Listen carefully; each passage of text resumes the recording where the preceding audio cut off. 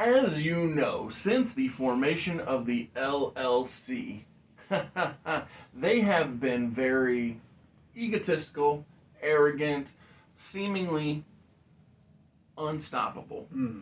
But Definitely accurate.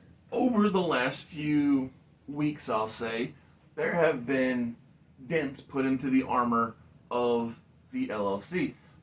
Farouk attacked Bradshaw last week, and Billy Kidman lost to Matt Cappotelli. It's just little by little, piece by piece, it seems like there's a chance that this isn't going to work out, not in the way that Bradshaw wanted.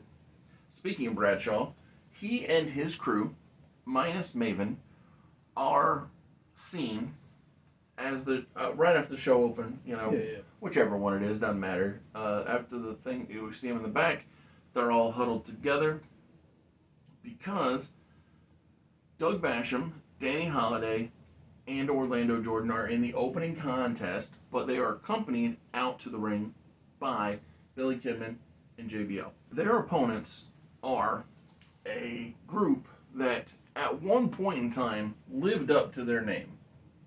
Here lately really haven't been seeming to be the best of their first generation. Got it. Yeah. And so Booker T, Scott Steiner, and Kevin Nash eventually do overcome the odds of Kidman and Bradshaw on the outside of the ring, and Booker is able to pin Orlando Jordan to win the opening contest. And I think a lot of this comes down to the fact that Bradshaw is shook. Yeah. He, like I said, was attacked last week by Farouk, but more importantly than what happened last week is information Stephanie McMahon gave Bradshaw before this show began, which is Mark Henry's return match, because last week it was said Mark Henry, the World Breaker, returns. Mark Henry is challenging Maven in the main event for the television title. Oh, Maven's gonna die. which is what led to the concept of the LLC being out of sorts. So I forgot to say this, but we are in Canada. We are. Okay. Oh, Canada. And here in Canada, and basically anywhere where I know people are from, I like to get them on the show. I like to use people exactly that are generally from the area. And so I have what I consider to be one of the most fun interactions ever, which is the history of AEW. So Test confronts Tornado Trios champions in the back, and he looks down at Nunzio legitimately, and says, the night that you three won the titles, you were gifted a championship match without your teammates being announced. And he says, I want you to do that for me. Extend me that same courtesy. Exactly. Extend me that courtesy. He says, Dupree and Grenier, one of you are Canadian. The other one, French, don't know, don't care. But I'm Canadian, and I've got two friends from Canada. Like I said, give me that same opportunity. And Nunzio says, you know what? Mamma mia. Yeah, exactly. It's like, that is, that is a fair thing to do. So, I think it's Dupree I have from France, and Grenier I have from Canada. So I'm going to have Nunzio say, Test, you're from Canada. Grenier, he's from Canada. We're all family here. Let's have that match tonight. But before we get that trios match, we go back to ringside. Of course. And Kidman and JBL have stayed out after the LLC lost. And they are now taking up residence at the announce table with Taz and Michael Cole. As you do. And they're here to watch, but not get involved in a Funaki versus Matt Cappotelli match. So Funaki, 5-star classic. So Funaki has Tajiri with him, but Matt Cappotelli is able to continue to prove that he's a thinking man's wrestler when Funaki is talking with the referee, and Tajiri tries to spray mist, but Matt trips up his legs, and Tajiri missed the ring canvas, falls down, and hits his face. You gotta clean that up. And so when Funaki dives at Capitelli, he kicks out his legs. Funaki falls face first, and then we go back to the surfboard finish that Capitelli debuted last week. Nice. I might have explained it inaccurately last time, but when you look at the visuals, I use Jushin Liger as an example. It does need to be a visual or not a verbal submission, not Wait. So tap is this surfboard you're talking about, like where the 2 feet and the 2 arms are hooked? Yes. Arms. Okay, that's the Romero special. Romero special, thank you. That's what I was trying to get across. I just stated it inaccurately last time because I knew by you saying, "Oh, you can tap out." I'm like, "Well, that's not the move." Not the one you were thinking. Yeah, but you'll see when you look at the image. Yeah, Romero special. I got you. Perfect. Yeah. And so with Matt winning, it is now time for our Team Extreme Tornado Champions to come out. They get the non-championship entrance because I am wanting so badly to show off Test tag team partners here, and Who are they? 'Cause I actually don't know. it won't matter for basically anybody in the year of 2003. But it'll mean everything to us. And so Test, this is a Test. Test comes out, and he says, here in British Columbia, Canada, I introduce to you my friend Remy and his partner Rudy. Oh. And so Remy is Eric Young. Yep. His real name is Jeremy, so that's why I renamed him Remy. Yeah, I and Bobby Roode is named Rudy here because of Rude. Yep. And so it's literally Team Canada. It's Team Canada, yeah. And that's so great. And so Rudy and Remy were given 4-letter short names because Test has a 4-letter short name, and I was like, oh, this symmetry. Thank you for being here at Mr. Super Oz. This video is going out, and this channel only exists because I, Oz, founded Gamble Comics, which first release was Everlasting Survivors, a 68-page graphic novel called All Day Long. Available now. Follow the link in the description that will take you to gamblecomics.com. While there you can get hats, shirts, posters, much, much more, but most importantly, the story itself. So anytime Test is in the ring, he towers over Grenier, Nunzio, and he doesn't Dupree look small, but he's definitely got a few inches on him. Yeah. He is every bit of 6'7", I think. Something like that. Yeah, he's a humongous, or was a humongous human. Yeah. R.I.P. Exactly. But anytime that Remy is in the ring, he's getting his butt kicked. Because Eric Young, especially 2003 Eric Young. Listen, he's not the world-class maniac yet, so it makes sense. Exactly. Well, and he was in my opinion, such a great seller. And especially, still is. Oh, exactly. And when he's scared, love that. Love his ability to just convey emotion.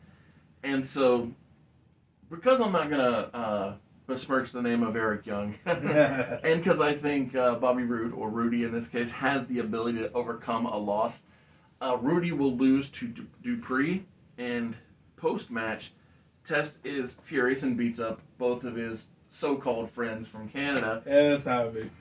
And so, again, it was all just a way for me to use two guys that have a little laugh. We will go on to know quite well in the next decade. A not distant future in TNA, but definitely in WWE, quite a ways away. I was about to say, Eric is 20 years away from being a WWE. That's not true. 15. Yeah, but regardless, it's the idea that it was a fun way of doing it. And while I did let Danielson be Danielson, I was like, oh, this is too fun to not rename him. We gotta do something goofy. So I'm all for that. I like that. Because the main event is set, Mark Henry versus Maven, and the absolute Maven. That is correct. And because I have some plans, the middle part of this show is the Intercontinental Best of 5 series, Eddie Guerrero versus Rey Mysterio. If Rey Mysterio wins, he is Intercontinental Champion. He's that guy. But with so this is match 3 then. Match 3, yes, and raise up 2-0. So obviously that means Eddie's going to win this.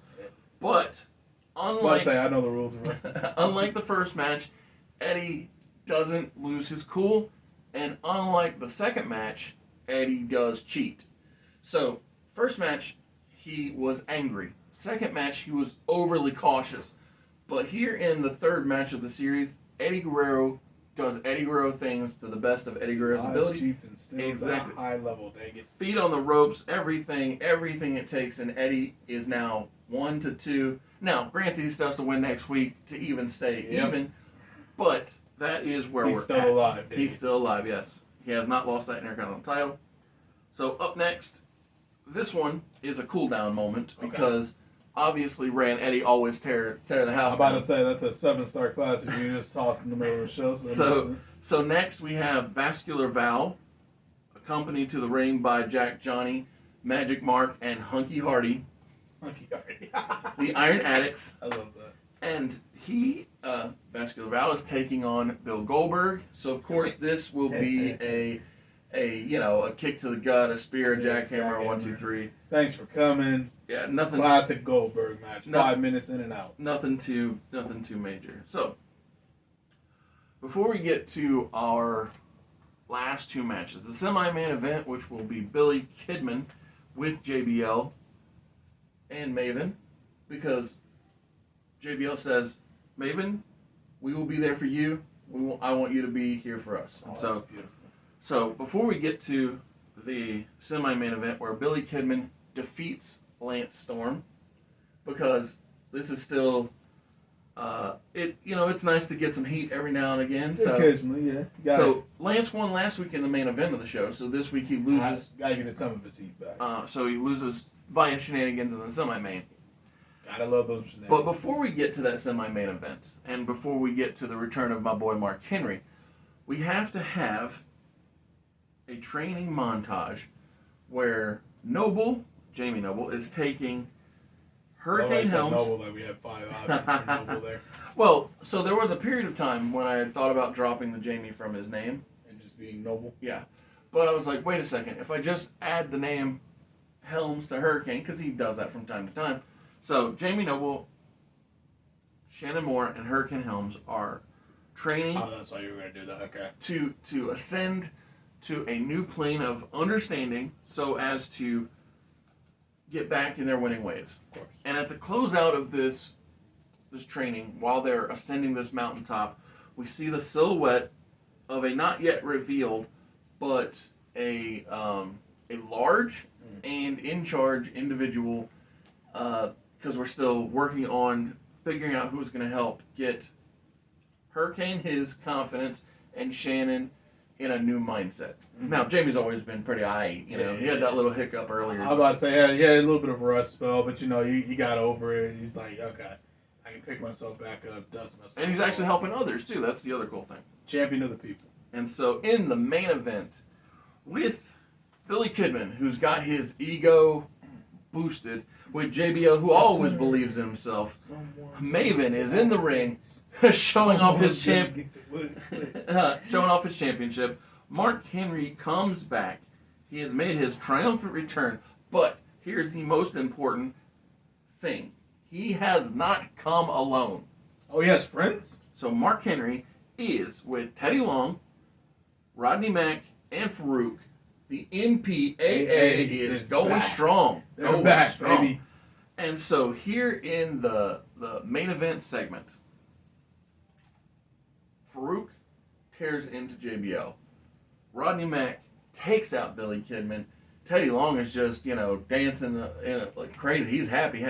While Mark Henry crushes, defeats, he humiliates, not trying to be rude, but, makes Maven Huffman understand his proper place in this world. Maven, if you ever watch this, we do love you. We really Absolutely. do. Well, again, he's had a pretty significant TV title run. Yeah.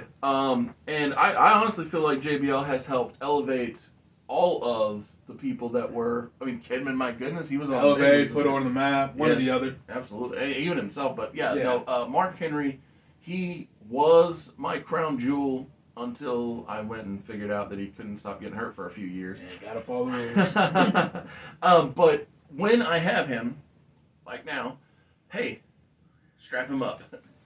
And so Mark Henry is back to being television champion. He was the first television champion. He held that title for 9 straight weeks. He bloodied Hulk Hogan on the 4th of July. God bless that man. And Mark Henry, not Hulk Hogan. I know what you mean. And yeah, I'm just happy to have Mark back. And I'm honestly looking forward to giving him moments that